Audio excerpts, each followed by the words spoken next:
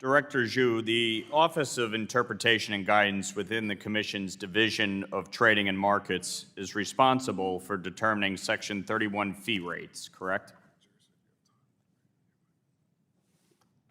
Congressman, I believe Section 31 fee rates is joint work between TM and DARA, but my colleague should weigh in here. That may be my division, Congressman. Your division determines the fee rate? 31B, we may need Section 31 fee rate. Section Yes. 31B fee Yep. rates. You determine them. We may need to get back to you on that.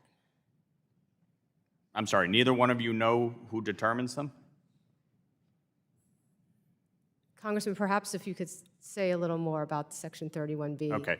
Section 31 fees are transaction fees paid to the SEC based on the volume of securities that are sold on various markets. These fees are intended to recover costs incurred while supervising and regulating the securities market. The SEC's Section 31 fee collections are used to offset the money appropriated annually to the SEC by Congress, and as collections are received, the appropriated authority is returned to the U.S. Treasury General Fund. The intent behind using funds collected from Section 31 fees to offset annual appropriations is so the SEC's funding can be deficit neutral. Do you agree with that statement? Either of you? Both of you? My understanding is that the SEC collects the fees from the industry for its costs, yes. Right, so to be deficit neutral, correct? So fiscal year 22 appropriations established the SEC's budget authority at $2 billion.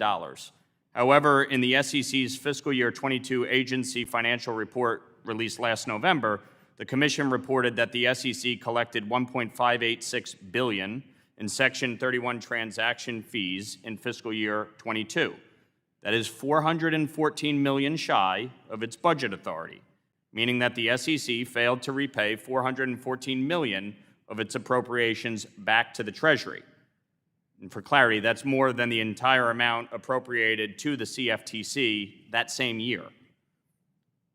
For either of you, since the SEC undercollected on Section 31 fees and couldn't repay Treasury $414 million in fiscal year 22, have you done anything to evaluate or modify the Section 31 fee rates since then? Congressman, my understanding is that sometimes we overpay, sometimes we underpay, and that this calculation is determined. Well, in through fiscal a year specified- 22, you underpaid. So are you doing anything to adjust based on the fact that you underpaid? Or is the SEC going to undercollect from Section 31 fees again this year? What's the plan? Congressman, I believe the long-run plan is what you expressed, which is that we collect the fees to fund our operations. Right, but you undercollected. So what are you doing to compensate for that? Are you looking at the fee structure? Are you going to make any changes? Or are we going to plan on undercollecting again so that when you submit a nonsense report to us that says, as the SEC's funding is deficit neutral, any amount appropriated to the agency will be offset by transaction fees? It was not offset. So what are you doing to deal with that? Congressman, I don't believe that there's ever a plan for us to undercollect. I think that sometimes there's undercollection and sometimes there's overcollection.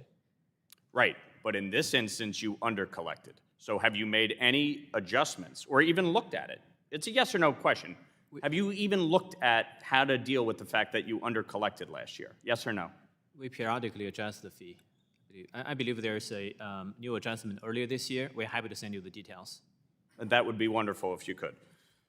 By coming up $414 million short and paying back Treasury, the SEC is failing to be a good steward of U.S. tax dollars, and the claim that the SEC's funding is deficit neutral is highly questionable when you undercollect by that much.